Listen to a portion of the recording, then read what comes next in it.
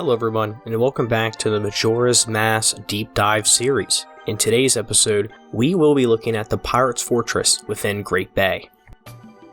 The Pirate's Fortress is essentially a reskin of the Gerudo Fortress from Ocarina of Time. It's a very fun mini-dungeon if you would consider it a mini-dungeon. This area is also incredibly easy to cheese with the Stone's Mask. The Stone Mask makes this area a complete cakewalk, truly letting us indulge in the wonderful designs of this mini-dungeon. I think I'll be taking a slightly different approach to this place as compared to the last video, giving us a more in-depth look at each of the rooms here, sort of like how this series began.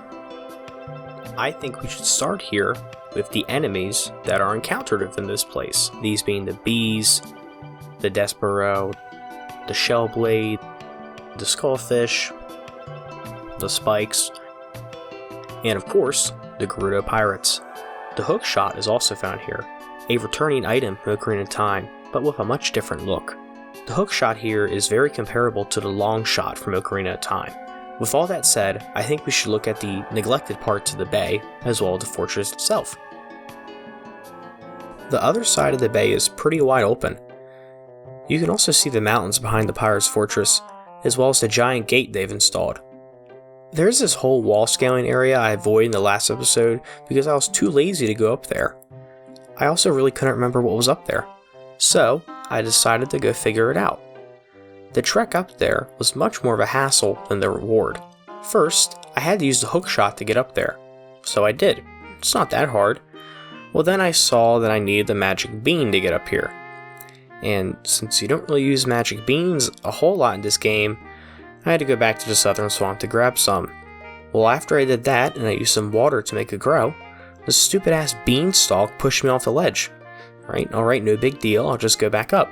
So I get back up there, and then I need to use the Scarecrow song. No big deal, right? Well, it was a big deal because I needed to press A a bunch of times, and then every other combination of C I could think of.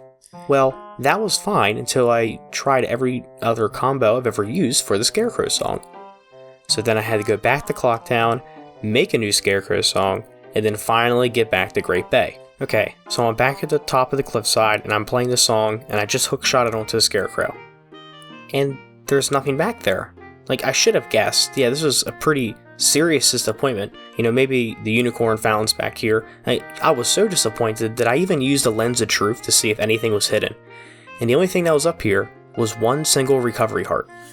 So, to enter the fortress, you need to use Zora Link to break these boards at the bottom. Pretty easy enough to understand. These boards all have huge skull and bones on them.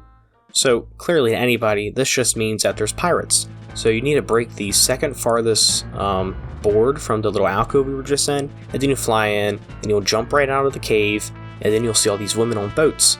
Now these women are the pirates. Yes, female pirates. Much like we just talked about in the last episode. Take a look around at this place, and you realize it's a bit stupid looking. 2 gates? Really? What the hell is inside this place? There better be a ton of rupees or the keys to Clocktown or something. Nobody needs 2 gates when you can just climb the mountains beside it. Luckily, we have the Stone Mask, so we can just catch a ride on one of the boats that these idiots are just riding around in. These things must be motorized since they don't stop and go at a very solid pace. Ain't nobody even rowing, bro. Great Bay is a very advanced place in Termina. Once hopping on the boat, it turns out that you can't actually brutally murder these girls, like the pirates, inside the base. I decided to sit around the boat for a while before going in. I also decided to go in via the hookshot thing on the wall, because I remember the Zora Link section being a lot longer, but we will go there anyway soon. I noticed that the torches outside of the area were not lit, so I had to wait till nighttime to see if they really did turn on, as one normally does. So, I had some downtime to play with the lens flare on screen. Truly, a very detailed game. So, I finally decided to go inside after messing around outside. I took a really quick look around the place and just immediately attacked a pirate. These assholes are going to have to pay for how they made me find these damn eggs. Ooh. Besides that, it seems like these girls must rely on hookshot for everything. They do around here, since the hookshot pillars are everywhere around this place. Just look at this. there are 4 in like any direction you look. It's really distracting. There is some pretty cool watchtower in the middle of the base. Not sure why it's here, and I don't know why at the edge of the base, to kind of see the non-existent armies of Termina, they decided to run a naval attack on the west end of the base. Speaking of an army, why doesn't Termina decide to militarize to fight these pirates? It seems like Termina already has access to a power plant. You're telling me Clocktown can't muster up a small army? It's not like there's a bomb shop in town and a frickin' swordsmith in the mountains. I think the swordsmith folk and the bomb shop folk should be lobbying to stop the serious threat.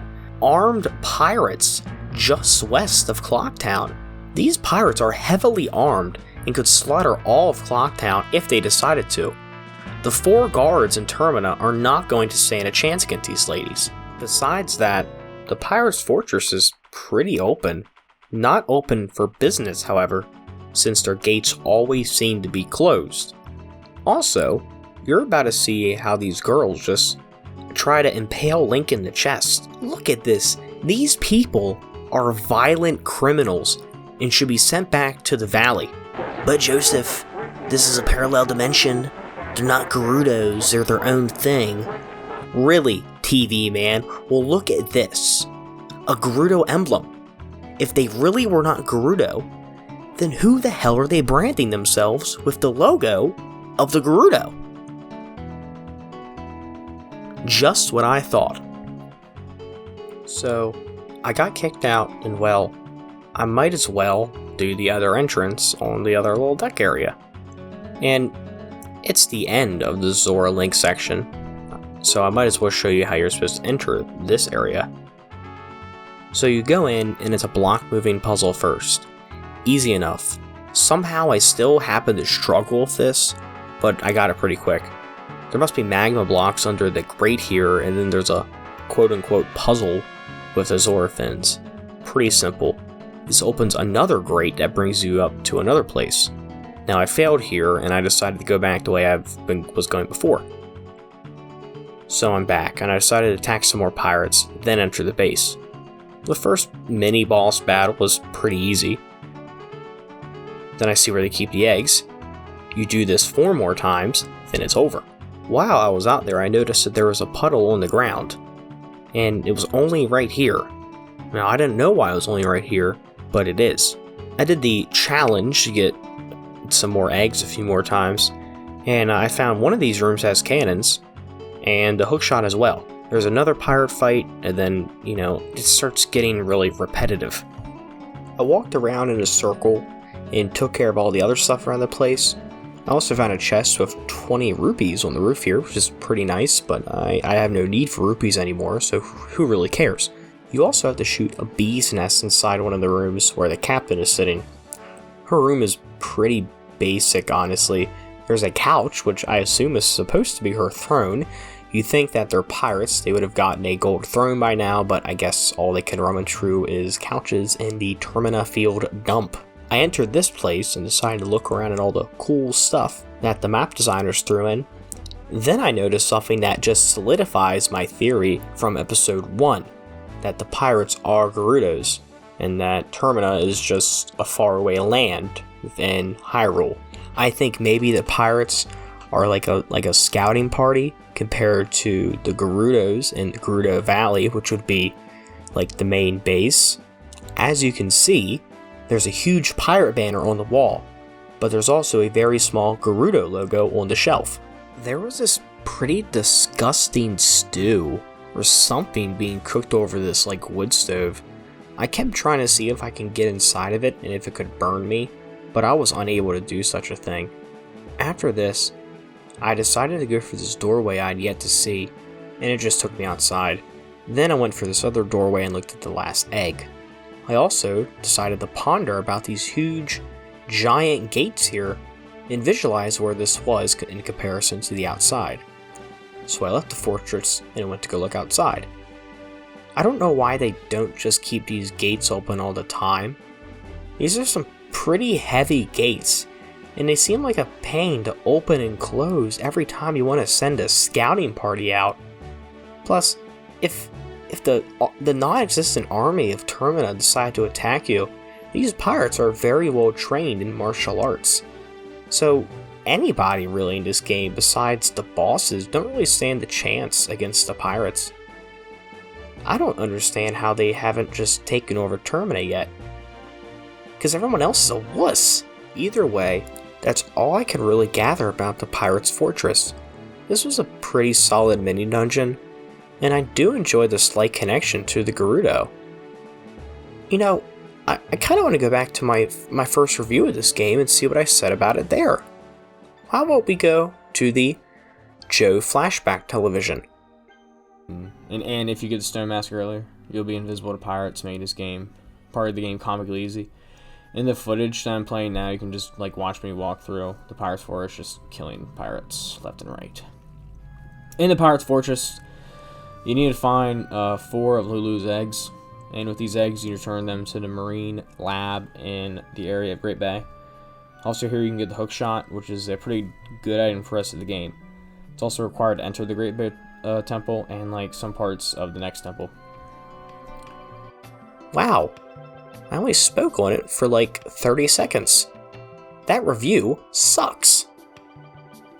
Well, that's it for today's episode. I hope you guys enjoyed this video. I had some fun while making it, and hopefully you guys had just as much fun watching it as I had making it. Make sure to like, subscribe, and comment, share, and everything you guys can do to get this video out there.